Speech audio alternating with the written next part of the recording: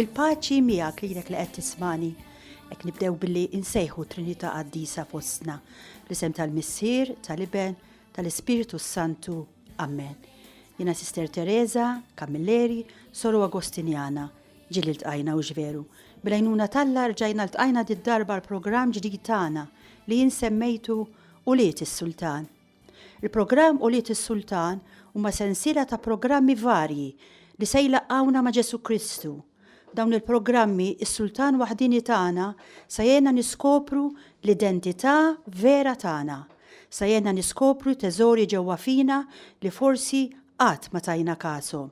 Sajjena niskopru iva li ġo fina u madwarna tinsab għana enormi.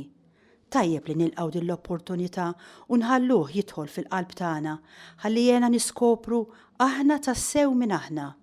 Għanna bżonnu eżis semmija biex jakkumpanjana fil-ħajja kollha tagħna, biex hekk inkunu nistgħu ngħixu u niċċelebraw il-ġranet ta' ħajjitna b'mod sħiħ, b'mod responsabbli, b'mod ferriħi. Nittama lil mulejjejn jekk ħalli nista' b'xi mod inwassal dak li l-mulej inebbaħni li għandi nwassal. Jien ninsab ferħana li għandi din l-opportunità li nwassal xi ftit l-esperjenza tiegħi ta' Ġesu Kristu. Jien m'iniex se ngħid affarijiet speċjali. L-unika ħaġa li nixtieq ngħid hekk f'dawn il-programmi huwa dak li jiena skoprejt fuq Ġesu Kristu. Jiena skoprejt affarijiet sbieħ fuqu. Nixtieq hekk anke l-esperjenza tiegħi inwassala għandkom. Nittama li anke jintom imbagħad tibdew idduqu kemm hu sabiħ, kemm hu tajjeb il-mulej. Ġesu qal lill-apostli tiegħu morru xandru l-aħbar it-tajba sa truf tad-dinja. Sintendi, Ġesu jixtieq li kull waħda minna tagħmel l-istess. Sabiħ iva li inti tgħaddi l-esperjenzi tiegħek li tkun irċevejt bejnek u bejn Ġesu Kristu mal-oħrajn. Jiena lilkom ma nafkomx, però l-unika ħaġa li naf fuq kull wieħed u waħda minnkom hija li Ġesu jħobbkom. Iva, int li qed tismani Ġesu jħobbok u jafek bismek u jħobbok bl-imħabba tal-ġen. Dan nafu u skoprejtu. Allura u jrid jiltaqa' miegħek u bħal namrat li jiffissat fuq l-arusa tiegħu jara l-ħin kollu x'se jivvinta ħalli jkun jista' jiltaqa' miegħek. Dan il-ħin tal-programm li se nagħmlu Ġesu irriservah għalikom. Huwa se jħalli l-appuntamenti kollha li għandu sempliċiment biex jiġi hawnhekk irrabat fl-istudju ta' Radio Marija unikament u għandu interess wieħed li jiltaqa' miegħek, li joqgħod jitkellem miegħek, li jżommlok xi ftit tal-kumpanija, li jkun jista' jgħidlek int li qed tisma' iva jiena nħobbok, jiena jimpurtani minnek. Inħalluh jurina mħabtu u ngħixu ftit ta' intimità ma' Ġesu. Imma forsi kieku kellna nwieġbuh lil mulej, ngħidulu mulej, int taf kif inhi l-ħajja tiegħi, jien jitlawli, jien ninnervja u l-bieraħ battek tixxejjer. Mulej, jiena dnibt ħafna drabi kontra l-kastità. Mulej, jiena ġejja minn sitwazzjoni ta' rabja, jien tradejtek, jien adulterajt. Imma l-mulej li qiegħed hawnhekk qed jgħidlek, ma jimpurtax ħija oħti, l-imħabba tiegħi tmur il-hemm mid-dnub tiegħek. Taħseb inti li jiena se noqgħod infittex dawn in-nuqqasijiet tiegħek, dawn id-dnubiet tiegħek. Jiena miet talik l-imħabba tiegħi hija akbar mill-mewt, hija ikbar ukoll mid-dnub tiegħek. L-imħabba tiegħi hija enormi. Nittama li nħallu l-mulejjenna, nitolbuh ikisser dawn ir-reżistenzi li aħna kultant namlulu. X'inhi l-ikbar ħaġa serja li jien u intom nistgħu nagħmlu? Hija li ninsew li aħna Uliet is-Sultan. Ninsew li aħna prinċpijiet. Tant hija xi ħaġa profonda din li anki ftit hekk tiġi mqiegħed f'kuntest ta' regalità. L-arusa tiġi libsa l-abjad, l-isbaħ libsa f'kuntest ta' festa għax hija prinċipessa. Fil-Knisja Orjentali pereżempju propju meta raġel u mara jiżżewġu ilibsuhom kuruna tar-ran sabiħa u jistidnuhom imlibsin bil-kuruna sabiex ilduru għal 3 darbiet madwar il-leġiju fejn ikun hemm il-kelma talla għaliex huma slaten u fil-qies li huma jibqgħu maqudin mal-Vanġelu, fil-qies li huma jibnu ħajjithom bil-Vanġelu fin-nofs, allura iva huma jibqgħu jgħixu ta' slaten. Eżis semmija, aħna uliet is-sultan, aħna għandna identità li bil-mod il-kol irridu niskopru, għaliex aħna dak li jiġrilna fil-ħajja tagħna jiġrilna ħaġa sempliċi ħafna. X'inhi? Li aħna nċekknu r-realtà tagħna u naħsbu li l-ħajja tagħna hija dak li naraw. Le, l-ħajja mhux biss dak li naraw, madwarna hawn ħafna stampi, hawn ħafna mużika, ġifieri jeżistu affarijiet li aħna maħniex nindunaw bihom kemm ġo fina u kemm madwarna, però ħadd mu qed jarahom dawn l-istampi. Imma jekk jiena nġib television u nixelu, dawn l-istampi nkun nista' narahom fuq l-iskrin. Jekk jiena nixel daqsxejn ta' radju bħalissa, intom il-mużika u l-ilħna li jeżistu madwarna nibdew nisimgħuhom. Ir-realtà x'inhi? Ir-realtà mhijiex dak li aħna qed naraw. Għax ħafna drabi kif għedt ma nindunawx u ma narawx dak li hu sabiħ madwarna. Kull ma għandna bżonn huwa television u transmitter ħalli jiena nkun nista' naqbad ir-realtà vera li hemm fija u madwari.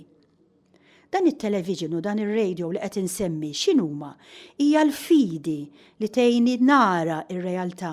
Il-persuni li jiena nara mhumiex huma kif narahom minn barra, imma huma prinċpijiet.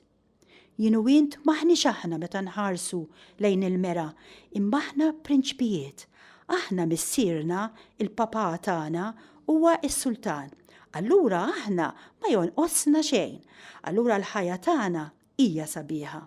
Imma ekku, sfortunatament aħna ninsew li aħna uliet is-sultan.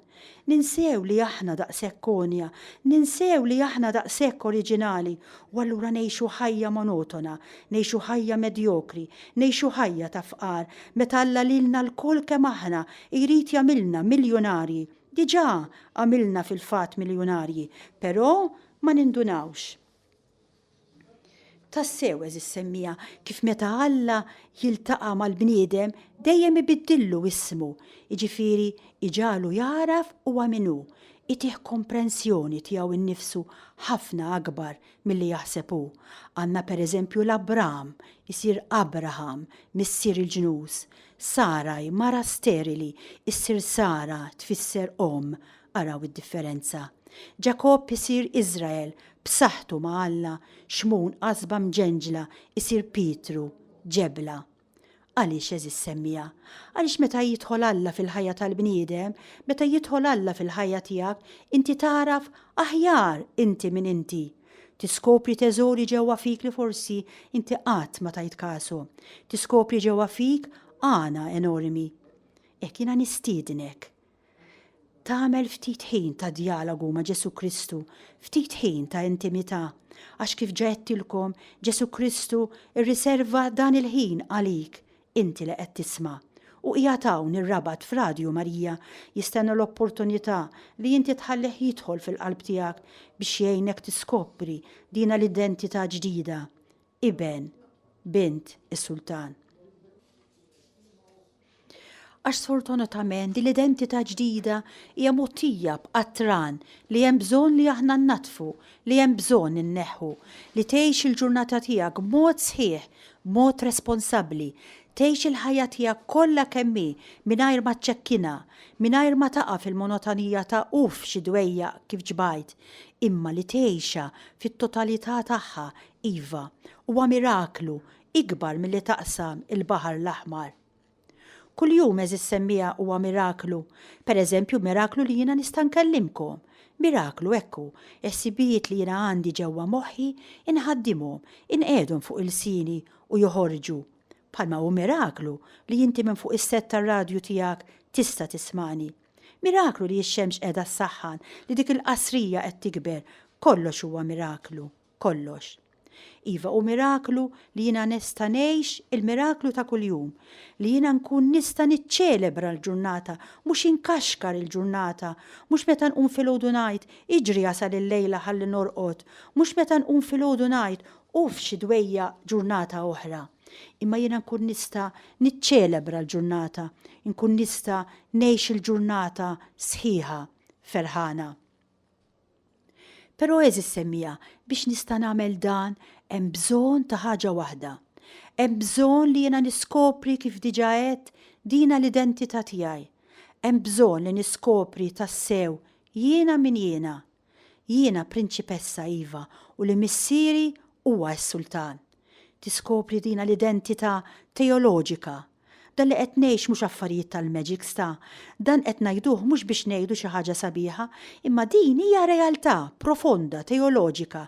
Jiena tassew iben bint is-sultan. Biex nindunaw b'dan hemm bżonn ta' skiet ġewwieni. Nitolbu lil Mulej itina dan is-skiet ġewwieni. Is-skiet ġewwieni huwa skiet mimli. Mhux skiet vojt tal-qabar, iskiet vojt ta' min fostna forsi għandu qalbu vojta. Imma huwa skiet ta' min jaraf jistenna, tal-arus li qed jistenna l-arusa, tal-ħabib li qed jistenna lil-ħabiba. Fi skiet ġewwieni il-Mulej jiġi sabiex jiltaqa' miegħek fil-qalb tiegħek, qalb forsi mimlija feriti, qalb li qiegħda tweġġa' sabiex ifejjaqa', ikellimha u jagħmel il-ġlieda u għalija biex il-qalb tiegħek forsi hija wkoll qalb tal-ġebel u jibdilha u jidlika bil-balsmu tiegħu. Hekk nagħmlu kultant ftit ħin ġewwieni fejn eżistu jien u Alla biss. L-uniċi żewġ persuni importanti iva dan il-ħin huma jien u Ġesu Kristu li għandna ferm bżonnu biex jakkumpanjana tul il-ħajja kollha tagħna, jakkumpanjana fid-dar, fil-kċina, fuq ix-xogħol, insomma, kull fejn inkunu u f'kull ħaġa li aħna nagħmlu. Ejja issa stess nagħmlu hekk dan il-kuntatt żgħir ma' Ġesu permezz ta' din il-pawsa mużikali Jesus is beautiful.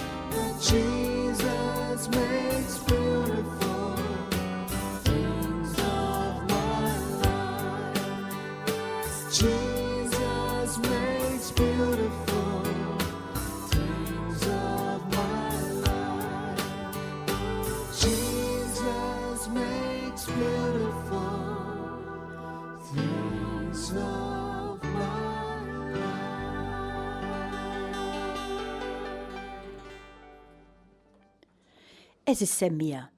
Jekk Ġesu Kristu jirnexxielu miss il-qalb tagħna, ħafna nies se jsalvaw, ħafna nies se jgawdu.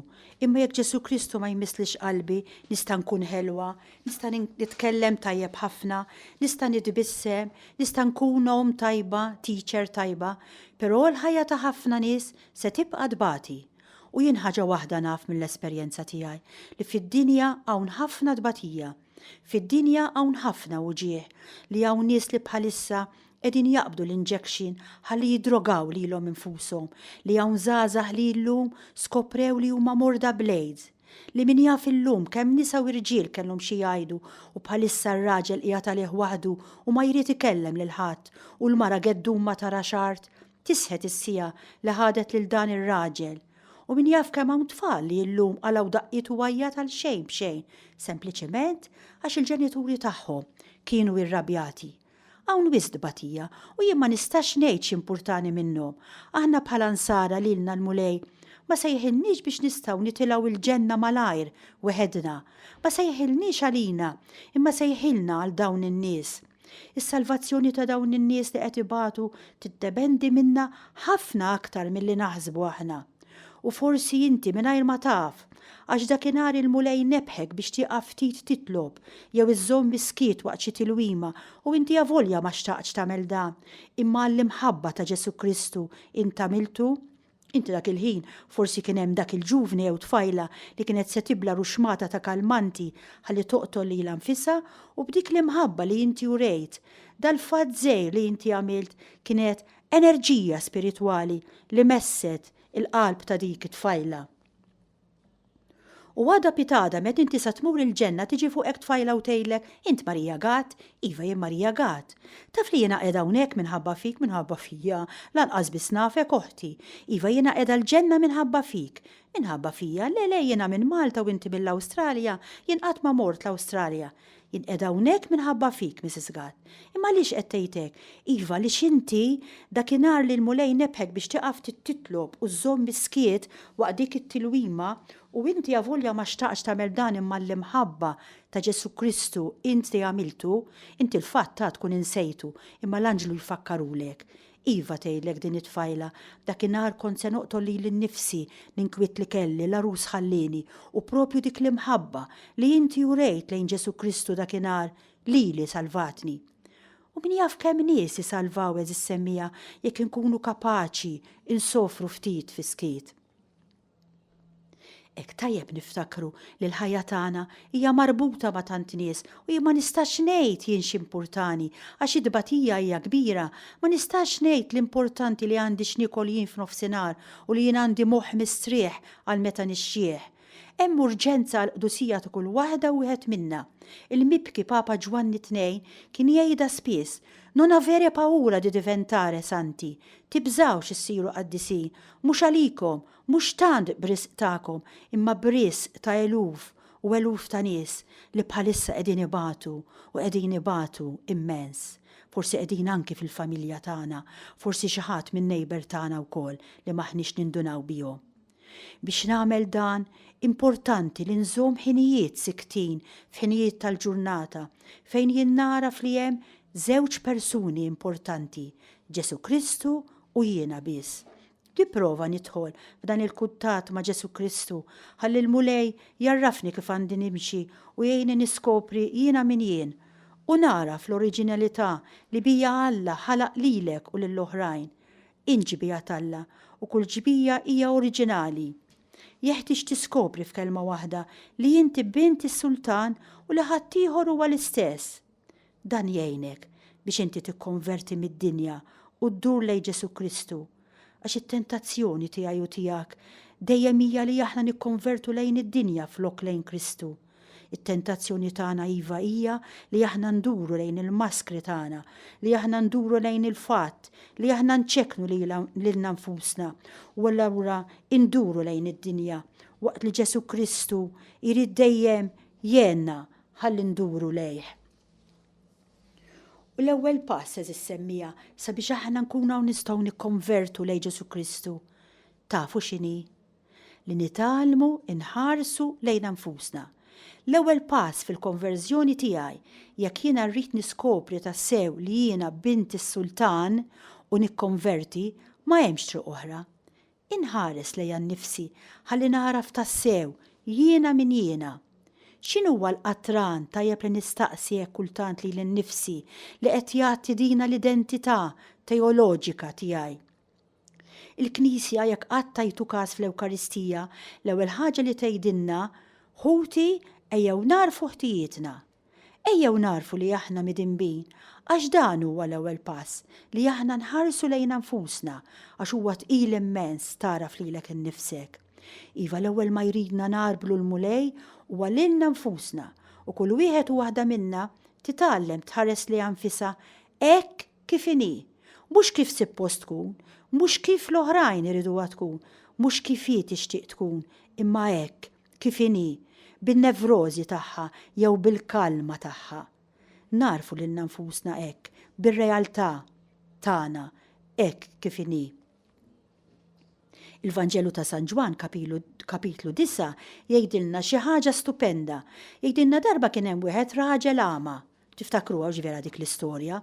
Issa ama minnu? Ama huwa dak li ma jarax lanqas lilu nnifsu ama.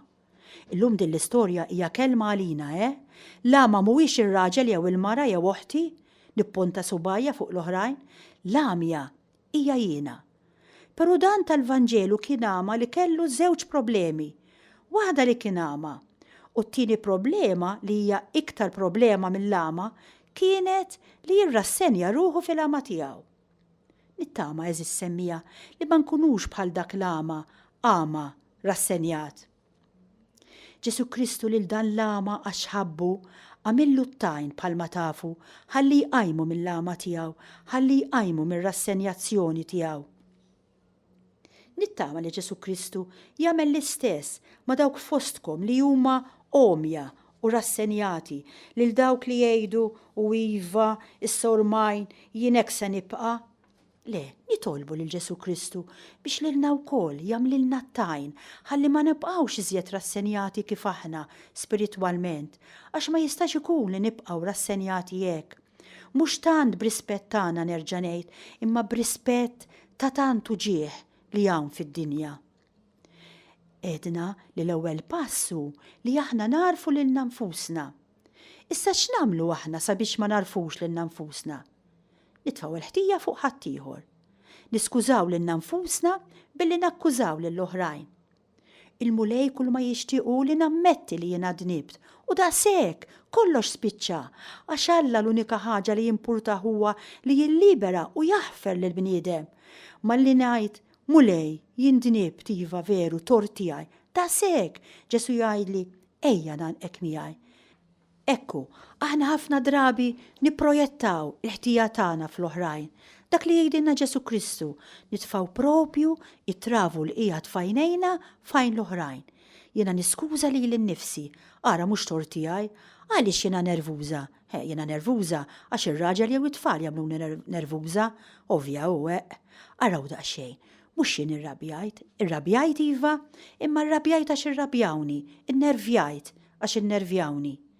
Ekku, din hija problema eżis semmija, problema li l-mulej għandu magħna. Problema tal-projezzjoni kif isejħula. Ekku, din l-ossessjoni tagħna sabiex nippuntaw subajna lejn l-oħrajn. Isimgħu din eżis semmija. Malli l-mulej jikkonvinċina mid-dnub tagħna, malli nirrealizza li huwa jien li dnibt u mhux ħadd ieħor li nġalni nidneb, allura jien hawn tiġri li xi ħaġa stupenda. Jiena qed insir bniedma libera. Imma meta jiena ngħix ħajja li l-ħin kollu nippunta subajja fuq l-oħrajn, insir il-sira. Il-sira tiegħi nnifsi nibqa' nagħna fil-ħajja spiritwali, ma nikbirx.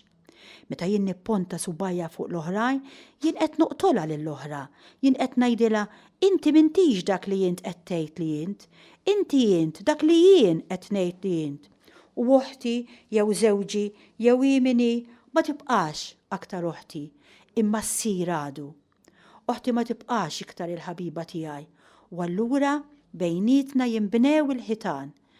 Nibdew naraw lil xulxin u ma nitkellmux, u dan propju ġej minn hawn. Għax jiena flok ma nħares lejha nnifsi, flok ma nipponta subajja lejha nnifsi, nipponta subajja lejn l-oħrajn. Nitolbu eżis semmija il-mulej itina r-rigal li narfu li aħna għandna identità ġdida u liet is-sultan. Nitolbu ukoll itina l-kapaċità li niskużaw lil xulxin u nitalmu nħarsu lejn nfusna minflok ma nippuntaw subajna lejn l-oħrajn u li lanqas ma nibżaw imbatu brisq l-oħrajn. Ekk eżis semmija dawn il-ftit riflessjonijiet xtaqt nagħtihomkom ħalli niftħu l-bieb biex niltaqgħu ma' Ġesu Kristu. Sakemm niltaqgħu bħallum 8 ijiem, insellmilkom il-paċi magħkom.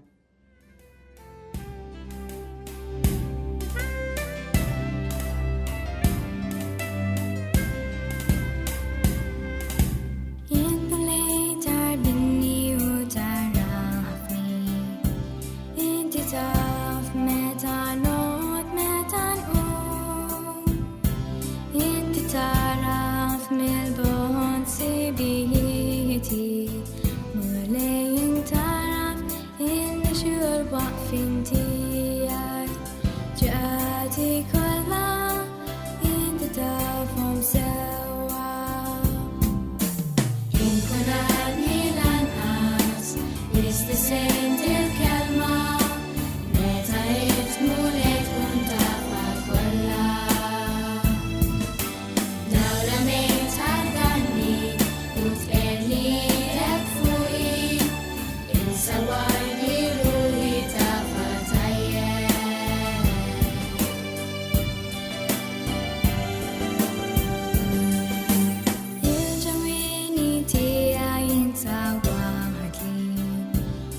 شفاء